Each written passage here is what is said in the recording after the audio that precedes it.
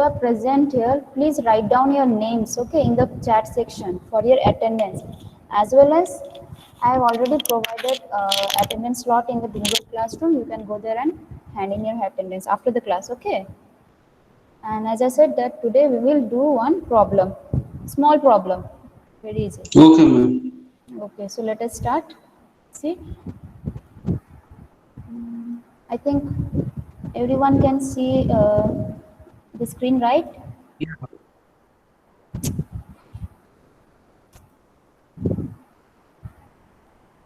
Okay, so let us start. So this is our 12th lecture on, and this is our third module. That means your geometric design.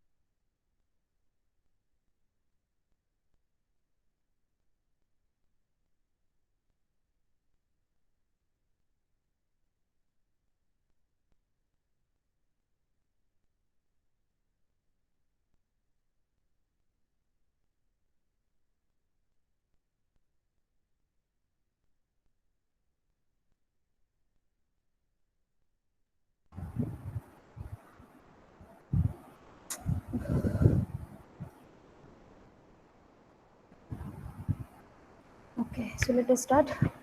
Today we will discuss the extra widening. Okay, as I said, in the curve, whenever we enter a horizontal curve, what we are facing, we are mainly facing the centrifugal force. Okay, for which our vehicle has a tendency to move outward towards the outer edge of the pavement. Okay, so in order to prevent that, or in order to, so that the vehicle doesn't go out of the carriageway, we need to what to say, we need to increase the width of the curve section, okay, on the horizontal curve.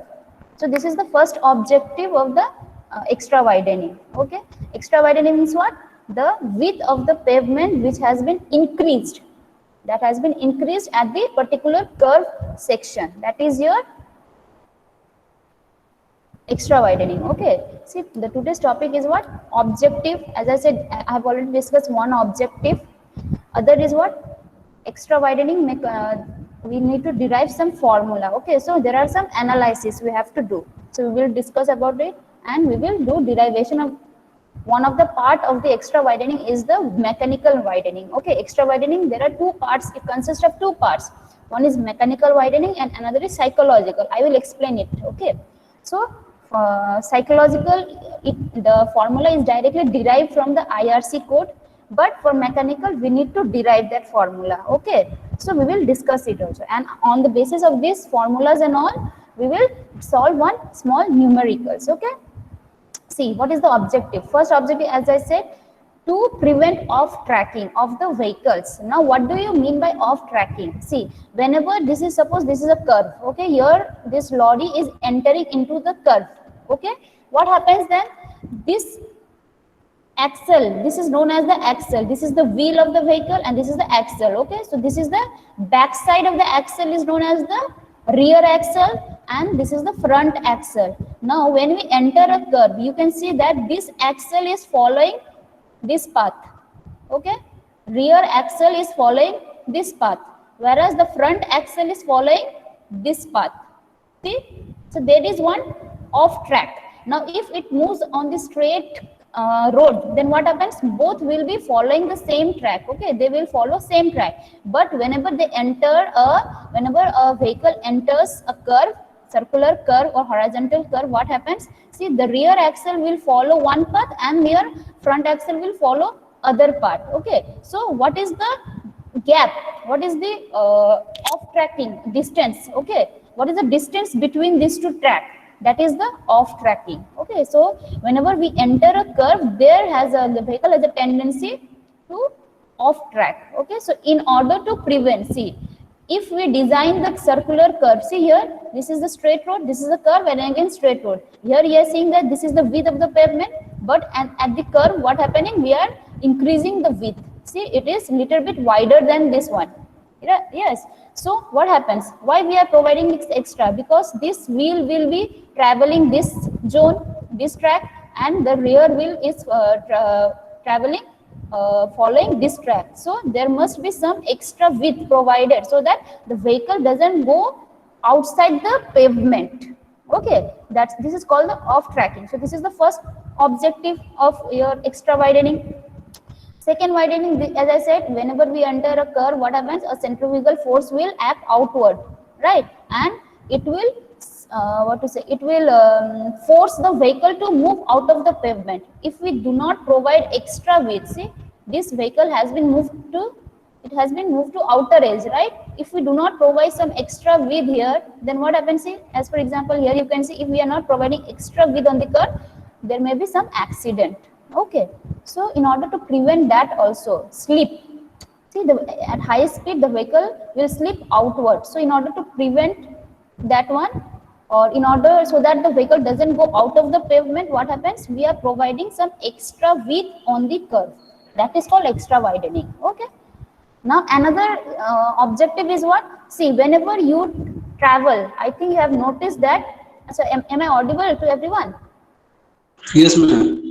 Okay. See, whenever we travel on a curve, I think those who ride bike, okay, those who drive the car, they will feel it, okay. Whenever we are moving on a curve highway, then what happens? We always have a tendency to move towards the outer edge. Why? Because see here, the inner edge here, if vehicle is traveling in this inner edge and the vehicle traveling in this outer edge, which vehicle will have better visibility? मतलब किस vehicle का ज्यादा visibility हो सकता है, जो अंदर में है या बाहर में? बोलो, किसको मतलब दिखाई देगा कि सामने से कुछ आ रहा है? अगर ऐसा कंडीशन है, जो बाहर की तरफ है, right? So driver has always has a tendency कि वो ज्यादा से ज्यादा आउटवर्ड एज की तरह मूव करे, so that it sees उसके सामने क्लियर विजिबिलिटी हो, जिससे कि कर्व से अगर इस तरफ से आ रहे हो तो उस तरफ से व्हीकल अगर आएगा तो धक्का ना खाए, राइट? तो उसको सामने it should have a clear visibility. So इसकी वजह से क्या हो जाता है, अगर विथ को हम थोड़ा चौड़ा कर देंगे तो क्या हो जाएगा, that driver will again move towards the outward. तो आउटवर्ड जाने के लिए तो कुछ स्पेस चाहिए, so we are providing some extra widening for that purpose also, okay. तो उसको इसको ही बोलते हैं कि तुम्हारा एक्स्ट्रा वाइडनिंग क्यों देना है, why we are providing. So the mainly three purpose, as I said, first है कि off tracking, okay. This is what, this is due to mechanical, this is due to mechanics. मतलब यहाँ पे गाड़ी का मैकेनिक्स के ऊपर डिपेंड करता है कि कितना लंबा इसका ये एक्सेल, दोनों के बीच का डिस्टेंस कितना है, फ्रंट एक्सेल रियर एक्सेल के बीच में, जिसको बोलते हैं wheel base, okay. What is the distance between this two axle, that is the wheel base length, ठीक है. कितना लंबा गाड़ी है, ठीक है, इसके ऊपर डिपेंड करता है ये ऑफ ट्रैकिंग, ठीक है. तो ड्यू टू ऑफ ट्रैकिंग की वजह से हमको जो एक्स्ट्रा विद हम प्रोवाइड करेंगे उसको क्या कहते हैं, we will learn. Okay, and this is, ये वाला जो है साइकोलॉजी की वजह से जो हो रहा है कि हम लोग को अच्छी तरह से दिखाई देगा, ह्यूमन साइकोलॉजी, ठीक है। तो क्या होता है, इसकी वजह से भी तुम्हारा there will be one portion of the extra widening. तो दो वे से एक्स्ट्रा वाइडनिंग हमको देना है, एक है कि मैकेनिकल को कंसीडर करके और एक है ड्राइवर के साइकोलॉजी को कंसीडर करके। Okay, so the analysis of extra widening. See, extra widening consists of two parts. First is what, mechanical, and another is your psychological. As I already said कि driver के psychology के ऊपर depend करता है। देखो, तुम्हारा tendency होता है कि हम आउटर एज की तरफ जाए, that is human tendency, that is human psychology. Okay, and also there is a tendency की व्हीकल के, दोनों व्हीकल के बीच में मतलब ज्यादा क्लोजनेस ना हो, क्लियरेंस अच्छी तरह से हो, ठीक है। तो ये भी एक टेंडेंसी होता है। तो clearance, in order to provide good clearance between the two adjacent vehicle, what we have to do, we have to increase the width of the pavement, तभी तो दो गाड़ी का बीच में गैप मतलब ज्यादा रहेगा, राइट।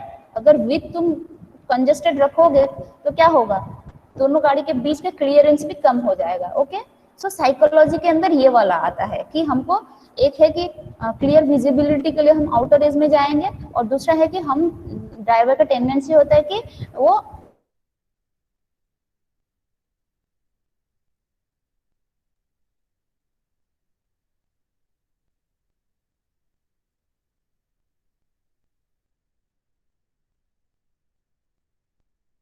मैम सुनाई नहीं दे रहा है। ম্যাম শুনতে পাচ্ছি না কিছু। सुनाई नहीं दे रहा है।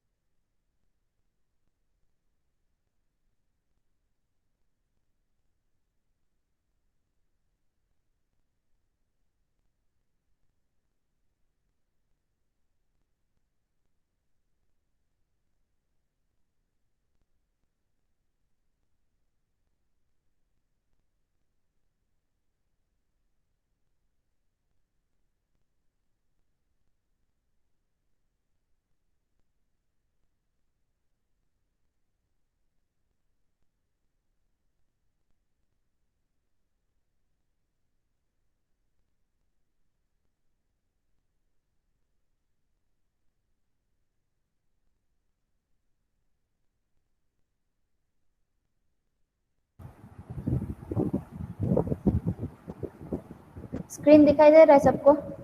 हाँ मैम। सॉरी, ये करंट आ जा रहा है इसलिए नेट हाँ।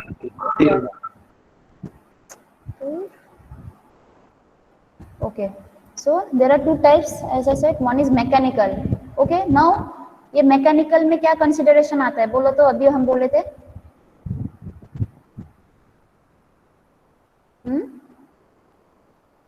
Of trekking. Yes yes. अच्छा, ये बोलो तो रिकॉर्डिंग हो रहा है ना? Yes ma'am. Okay, so mechanical में आता है तुम्हारा due to off tracking. Okay, see it is required due to off tracking, वो वाला आ जाता है। व्हीकल का डायमेंशंस, व्हीकल का वो कैरेक्टरिस्टिक्स हमको कंसीडर करना पड़ेगा, इसीलिए फॉर्मूला ये है, देखो WM mechanical widening, N is what, N is the number of lens, ठीक है। जितना नंबर ऑफ लेंस होगा तुम्हारा वाइडनिंग भी उतना ही ज्यादा देना पड़ेगा। Okay, L is what, L is the wheel base, मतलब कि फ्रंट एक्सेल और रियर एक्सेल के बीच का जो डिस्टेंस है। Okay, where R is what, R is the radius of the horizontal curve. Okay, ये हम डिराइव करेंगे। और दूसरा क्या है, this is due to driver psychology to maintain greater clearance, ठीक है, and also to have good visibility, ठीक है।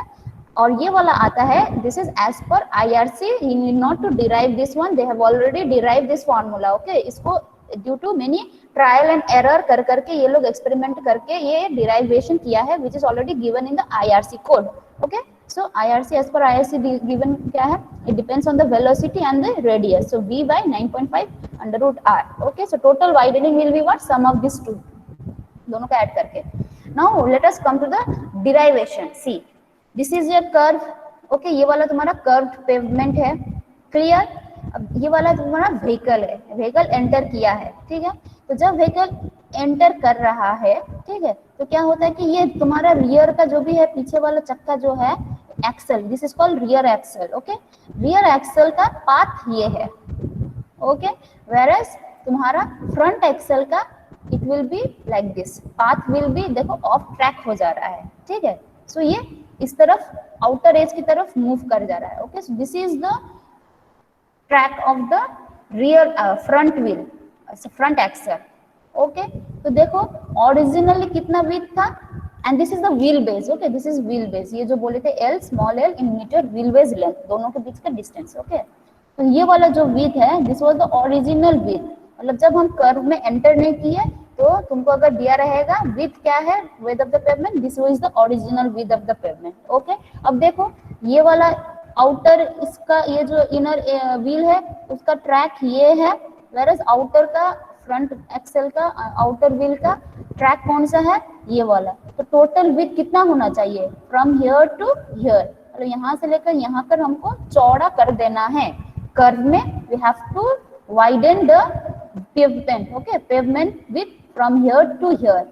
तो ये ओरिजिनल विड्थ है and this is your extra widening, मतलब due to mechanical of tracking की वजह से जो एक्स्ट्रा वाइडनिंग कर रहे हैं, so this is that length. Okay, हमको यही वाला विड्थ निकालना है।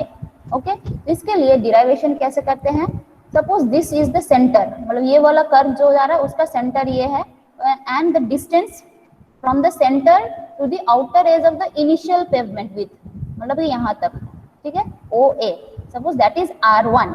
ओके, ना दूसरा क्या है कि अब ऑफ ट्रैकिंग होके तुम्हारा जो कर्व का इंक्रीज हो जा रहा है,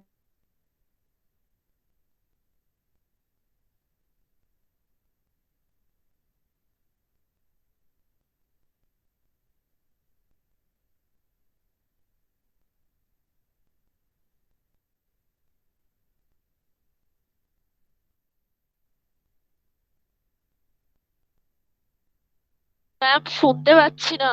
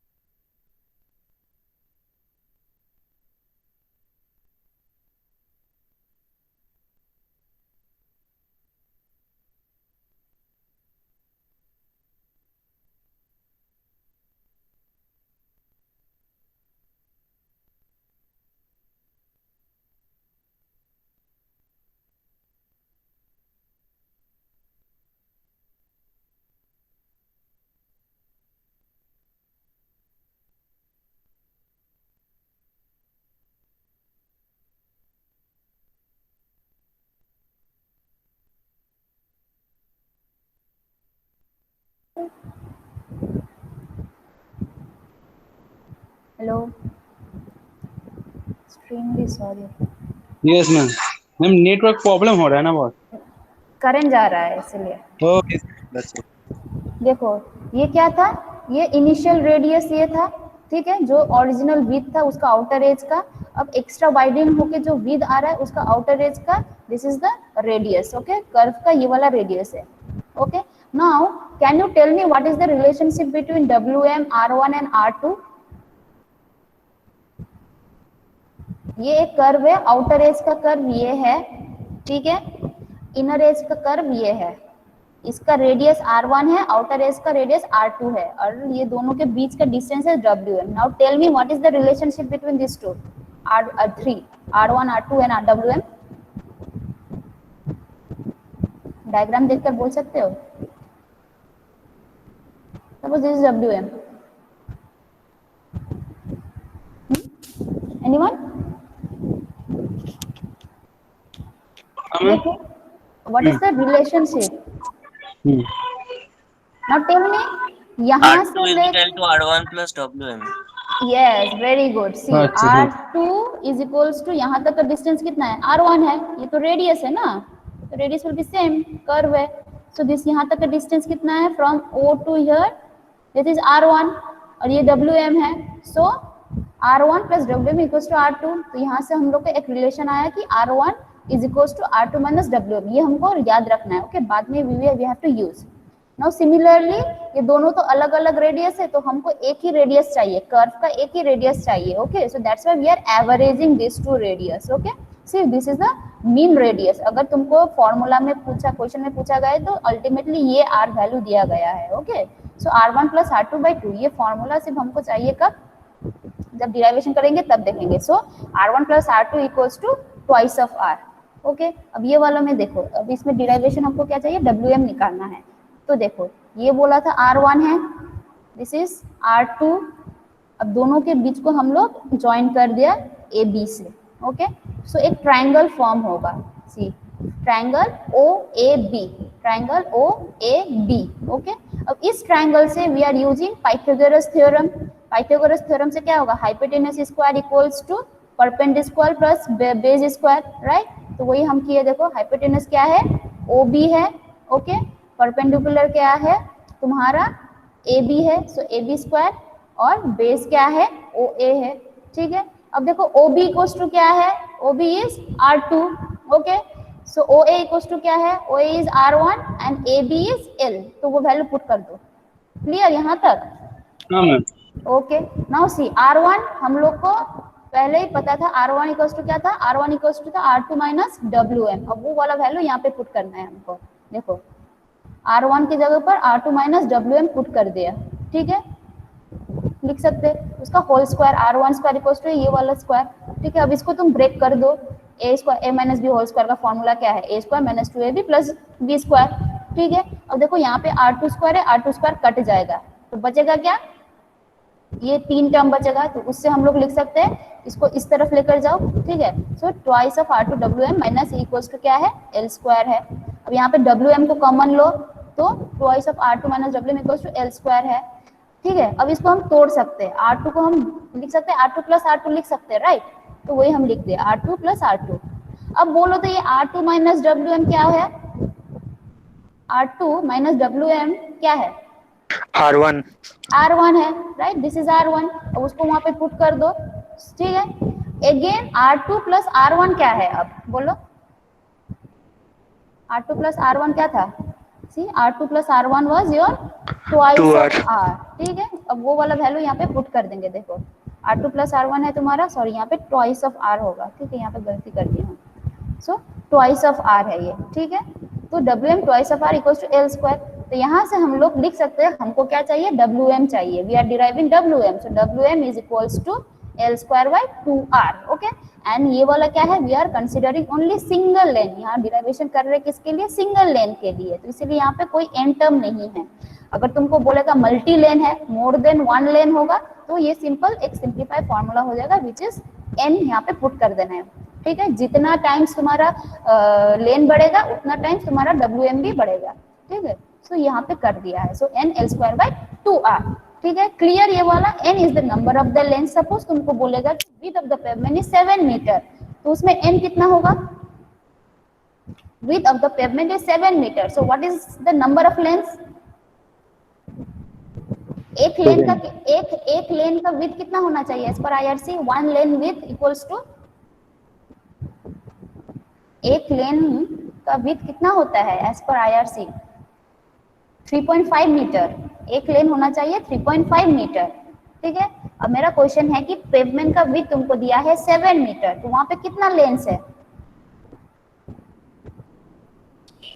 two lanes ma'am. Two two lane. 7 में 3.5 प्लस 3.5 दो लेन है, 7 हो गया, यस मैम, राइट? यस। तो n will B, in that case n will B 2। वैसे तुमको दे देगा, नंबर ऑफ लेंस नहीं देगा, तब बोलेगा कि चौड़ाई, विड्थ का चौड़ाई दे दिया है, तो उस हिसाब से हमको नंबर ऑफ लेंस निकालना है। Okay, and some cases wheel base they will not provide in certain, in some questions. Okay, so we have to assume 6 to 6.1 metre पकड़ के चढ़ना है। Okay, unit is in metre, everything is in metre, याद रखना, ठीक है?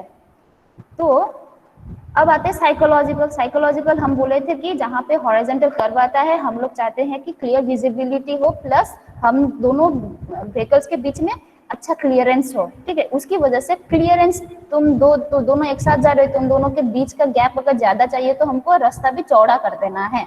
तो curve में जनरली ये टेंडेंसी रहता है, इसीलिए कर्व का विड्थ चौड़ा कर देते हैं, ठीक है? तो उसको जो चौड़ा कर रहे हैं बिकॉज ऑफ दिस कंडीशन, ये साइकोलॉजिकल इफेक्ट की वजह से हम लोग उसको चौड़ा कर दे रहे हैं, that's why it is called psychological widening. Okay, which is the extra space requirement for the vehicles.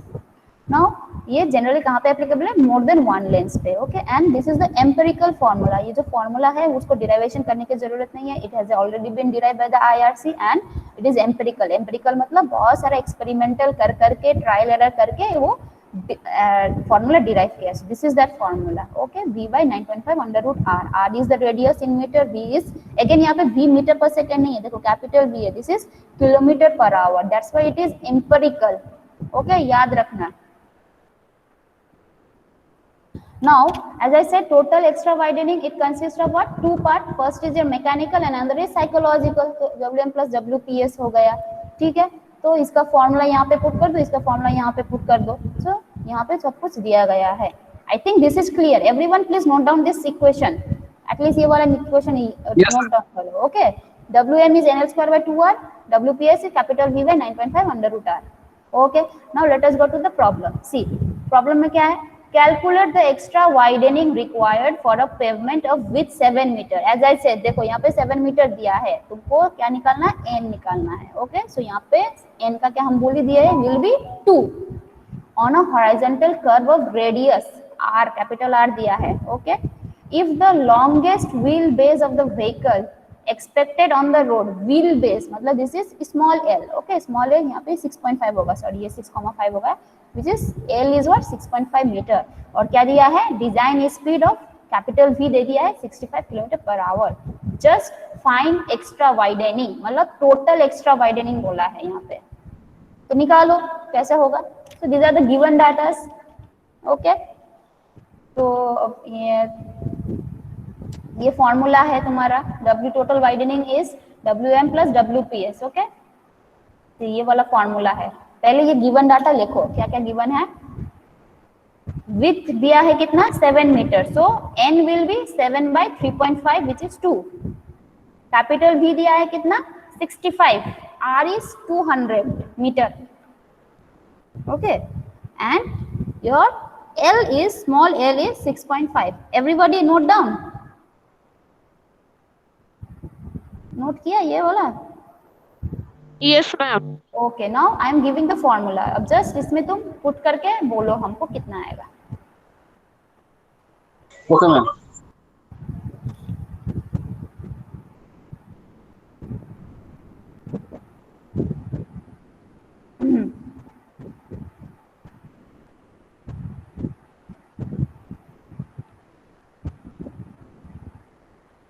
And you must go through the derivation. Okay, step by step हम दे दिए हैं, please try to practise the derivation.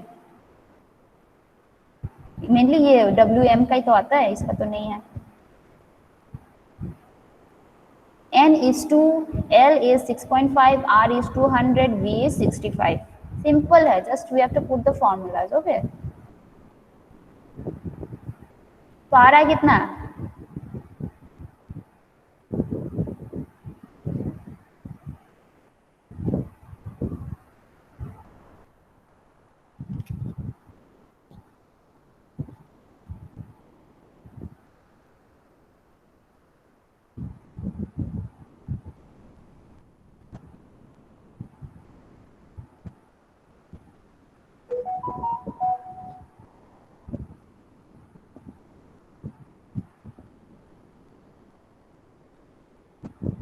Everybody doing the calculation? 0.694 meter Total? total. Yes. What about the others? 0.4 ফোরটা কি WM? না ma'am W ইটা কথা এই বললাম ফর্মুলাটা চেক করো, দেখো n is 2, L is 6.5, so 6.5 square, okay, twice of R is in meter, 200, 2 into 200. V is your 65 kilometer, yes, V is 65 under root 200.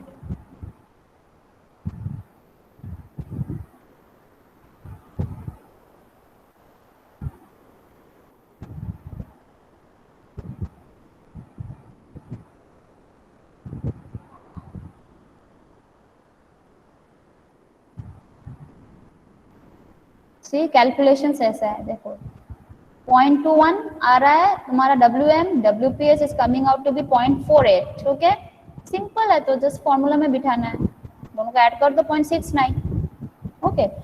Now they may ask you to calculate the total width of the pavement on the curve. Hello ma'am हाँ ma'am 65 को KMPH में ही रहना है कि metre पर second में? नहीं, this is empirical, please remember this is empirical, so V is in kilometre per our, देखो ठीक है, ओके मैम। इसीलिए इसको देखो किलोमीटर में नीचे मीटर में है, कंफ्यूज मत होना, इसीलिए इसको इंपेरिकल मेथड बोलते हैं, सॉरी इंपेरिकल फॉर्मूला। अब देखो क्वेश्चन में आ सकता है कि find the total width of the pavement on the curve, तो क्या होगा, initial width was what 7 metre, now extra widening width is what 0.69, so what is the total width 7.69, मतलब 7 प्लस 0.69 इज द 7.69। तो बहुत सारे प्रॉब्लम में ये ऐसा भी बोल सकता है, क्योंकि एक्स्ट्रा वाइडनिंग नहीं बोल के बोलेगा find out the width of the pavement on the curve, okay. I think this is clear to everyone, shall we proceed to the next problem? Yes ma'am. Okay. Yes, ma'am. Okay, see, a 2 lane, see यहाँ पे बोल दिया 2 lane मतलब n is equals to 2, okay, 2 lane one way road with radius of 50 meter are given, okay, is predominantly carrying lorries, मतलब गाड़ी carry कर रहा है जिसका with wheel base of 5 meter, जिसका wheel base है कितना 5 मीटर है, so L is provided, okay, R दिया है, N दिया है, L दिया है। The speed of the lorries is restricted to be between this and this, मतलब 60 से 80 किलोमीटर पर आवर के बीच में restriction है, okay. The mechanical and the psychological widening required at 60 and 80 kilometre per hour are designated as, मतलब mechanical widening at 60 kilometre per hour, इसको design किया किससे, इसको डिनोट किया किससे, W suffix M 60, psychological at 60 कितना है WPS 60, वैसे ही मैकेनिकल एट 80 कितना है WM 80, ऐसा रेस्पेक्टिवली ये डिनोशन दे दिया है, ओके। तो बोला है the correct values of this one all this thing respectively are, options are provided A B C D, कौन सा होगा, तो तुमको क्या चाहिए, एक दो कंडीशन है, एक है for capital V is equals to 60 के लिए WM WPS निकाल दो, सेकेंड केस क्या है, capital V equals to 80 kilometre per hour के लिए WM WPS निकालो। अब देखो इसमें से कौन सा तुम्हारा सही आंसर है, अब इसी तरीके से निकालना, देखो WM 60 पहले निकालो, फिर WPS 60, फिर WM 80, फिर WPS 80। I think question is clear. Yes, ma'am. Yes ma'am. Simple है, सिंपल, अलग अलग करके निकालना है, दो दो करके। तो देखो फॉर तुम्हारा क्या है, डिजाइन स्पीड V के लिए गिवन डाटा क्या है, R is 50, L is 5, N is 2, तो मैकेनिकल वाइडनिंग WM निकालो 60, साइकोलॉजिकल वाइडनिंग WPS 60 निकालो।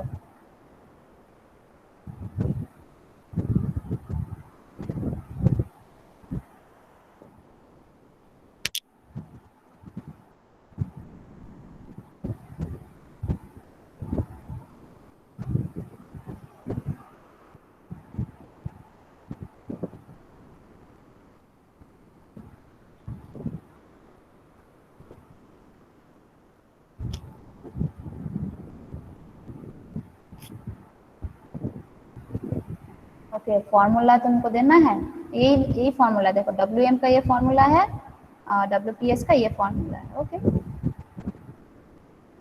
सो दिस इज द फॉर्मूला।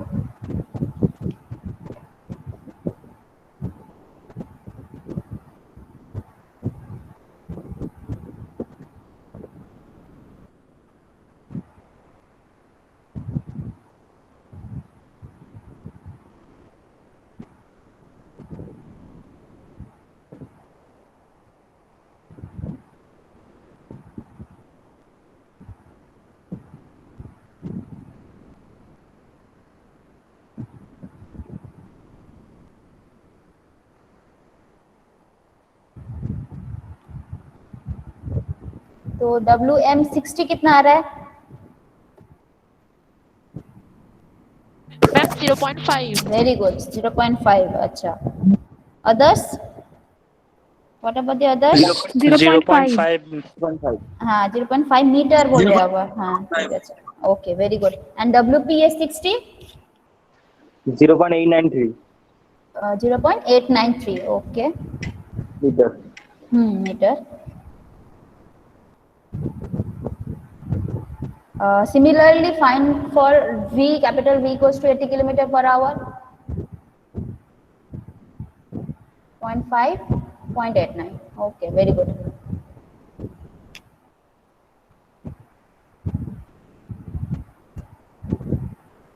वही है, सिर्फ V ही चेंज होगा, बाकी तो सेम।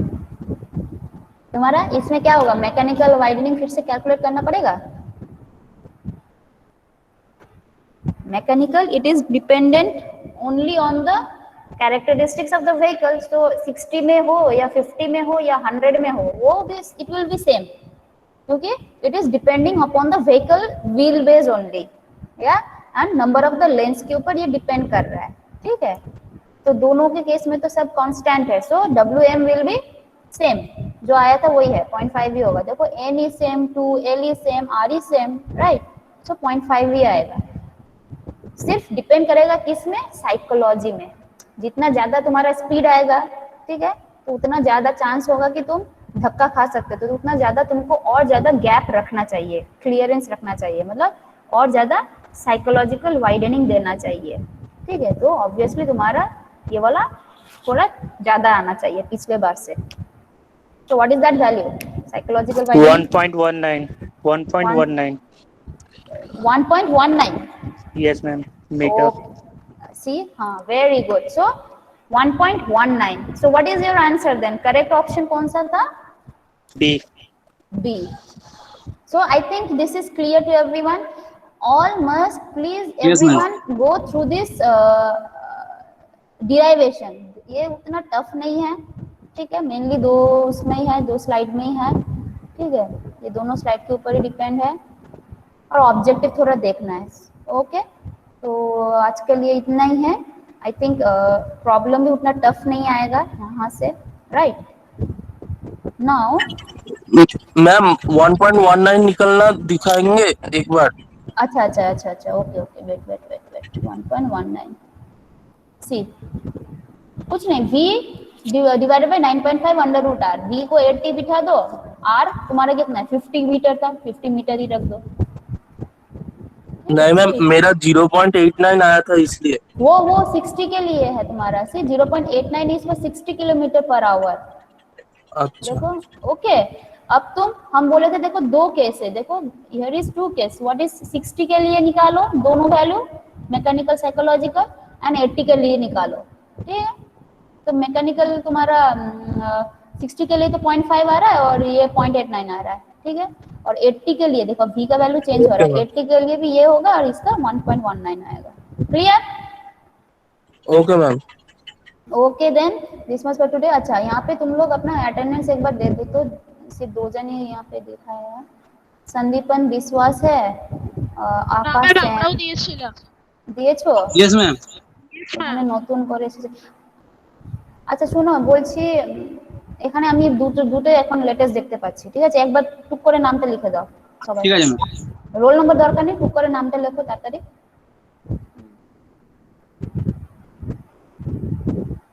ওকে, আমি পড়ছি, সন্দীপন বিশ্বাস, अब्दुल राकिब लेफ्ट, वो नाम देकर चला गया ना, कैसे चला गया? अब्दुल राकिब, संदीप विशान, आकाश सेन, अनुपमा, अंकुश, अनीस, आबिर, राका, पूजन, अनिमेश, रोनित, शुभज्योति, सौरभ, कोहेली, अभिषेक, शौविक बानिक, हीरक आचार्य, अनमोल, अरिंदम, भास्कर, शौविक, अमर्ता, संजू। टोटल 29 तो नहीं है खाने बाबा।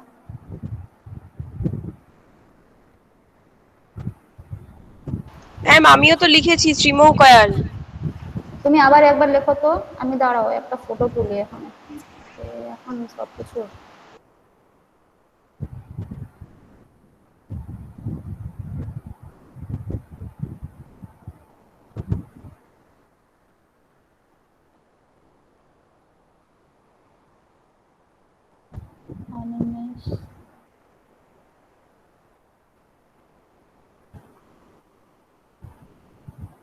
আচ্ছা এফএলআর গেমিংটা একটু লিখে দেবে তো, কে এটা? আমি নামটা সায়ন দে, সায়ন ভৌমিক, ভৌমিক, অয়ন ভৌমিক। আচ্ছা